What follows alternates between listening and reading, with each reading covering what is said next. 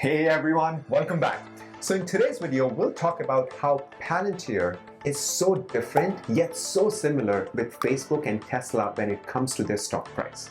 So what I have done is I've divided my research into 4 parts: the dependency that their product create, the game plan that they have adapted, the big data that they're collecting, and the Wall Street. So without any delay, I'm going to share my screen and I'm going to go one by one with how similar Tesla and Facebook are to Palantir and what we can expect from Palantir from this point forward. But before that, do me a favor and hit that like, share, and subscribe button because I'm positive that you're going to love the information that I'll share in this video.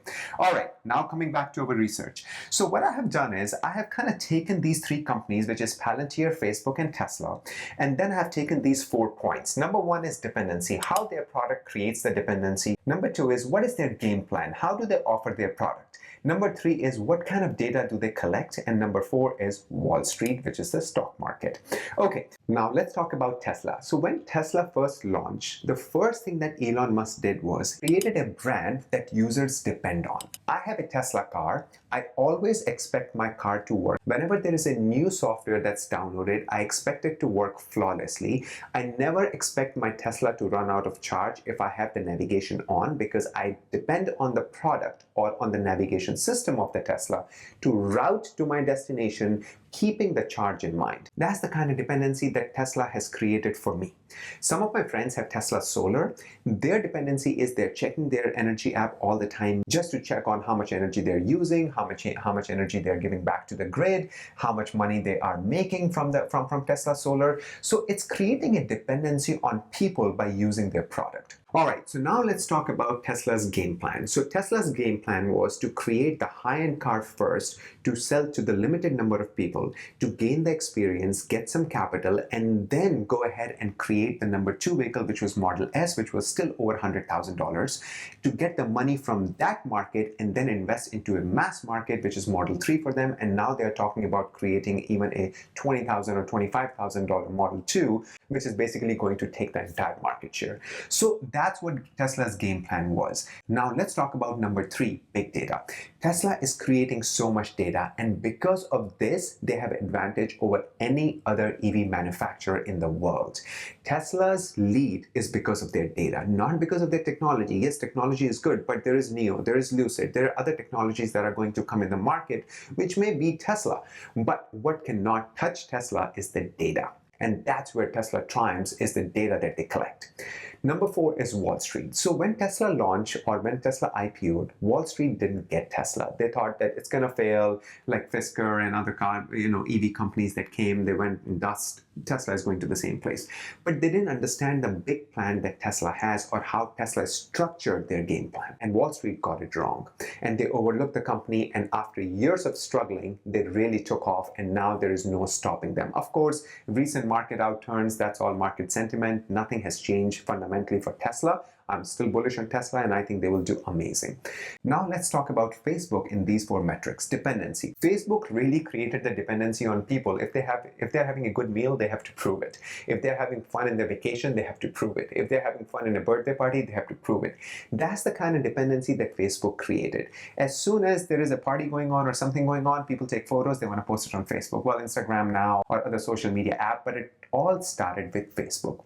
And Facebook first, when it launched, it was only for the university people. If you have the edu address, that's the only way you can register for Facebook. And that was really smart, because they took the young people at that time and get used to of their product, and then they open the product for everyone else, because now their kids are on Facebook. Now the parents want to be on Facebook, or the kids, those who are not going to school yet, want to be on Facebook, or those who have just graduated want to be on Facebook.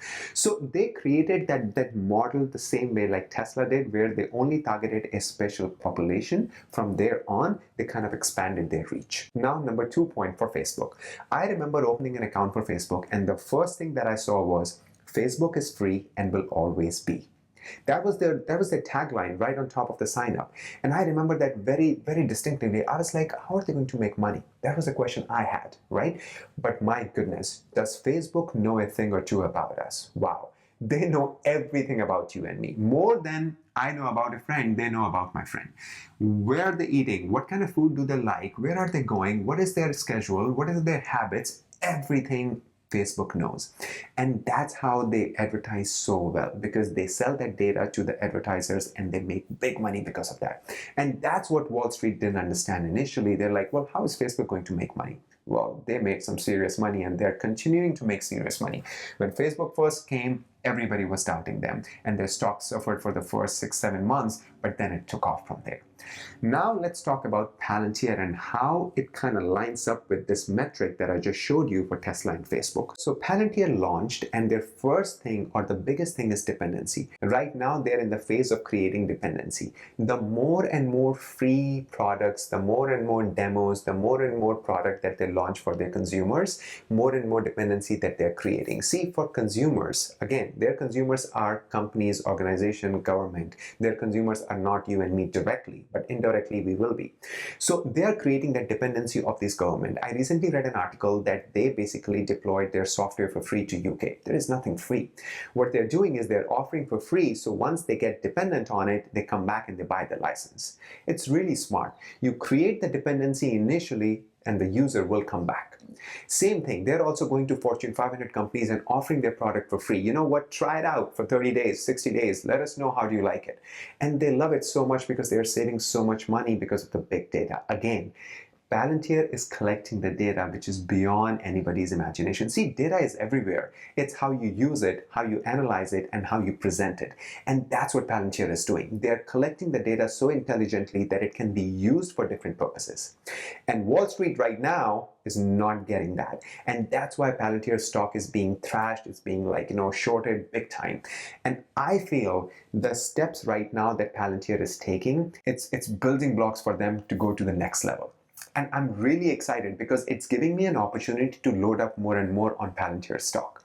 All right, now I'm going to show you the chart of these three companies, starting with Tesla, then Facebook, then Palantir. In Tesla, when they first IPO'd, how long they remained in that phase, same thing for Facebook. Okay, so on your screen now is a Tesla chart. As you can see, they IPO'd on 2010, in June of 2010 for $17.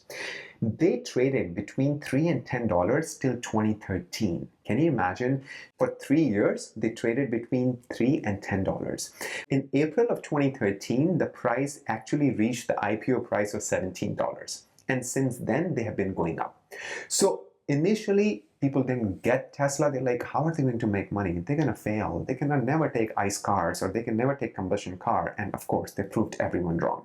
So it's so interesting to see that right now. And then the same thing, if you look at Facebook, look, Facebook IPO'd $38, and I actually got some shares at the IPO price at $38, and then it dropped to $17.73, and I actually bought some more shares. Wall Street and people didn't get at that time that how Facebook is going to make money, but of course they had a bigger plan. They were collecting all the data, and when finally, when Wall Street realized, they start taking off mid of 2013, close to 2014, and since then they have taken off. And right now, Facebook is sitting at around $315.46. Look at the PE ratio. It's 26.93. That's a very respectable PE ratio. You know, with the data, with the amount of things, amount of users that they have, that's a very respectable PE ratio.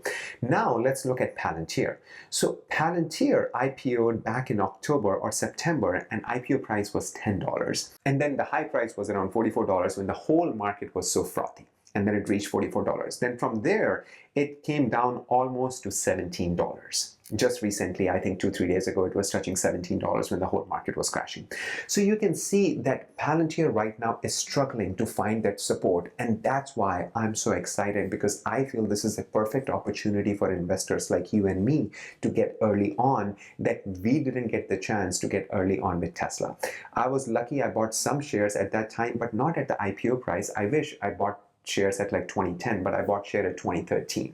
But I feel the $17 price is so good right now. We're sitting right now. So all the white flags that you see, these are the purchases that I made in Palantir. I continue buying Palantir because I feel this company has such an upside potential. So that's what I feel, that Palantir stock right now, where it's sitting, is so attractive. And it doesn't even have a PE ratio right now because it's so new. But if you go to NASDAQ, they're actually giving you an estimate of what the PE ratio is. Their 2022 estimate is 83.71, which is wow. And their 2023 estimate is 64.81. But the stock price right now is not reflecting it because, again, investors are not getting that point. And that's exactly what I'm trying to say, that this company is sitting at such an attractive price right now that I would be foolish not to put my money in. So whatever I can, intelligently of course, don't go all YOLO on this, but whatever you can, absolutely look into this company because I feel this company has such a huge potential to run. So I hope you liked today's research or what I have to show you today. If you get anything out of the video, please hit that like, share and subscribe button and help this video reach to many more people. Thank you so much. Love you all. Until next time, you all have a wonderful day.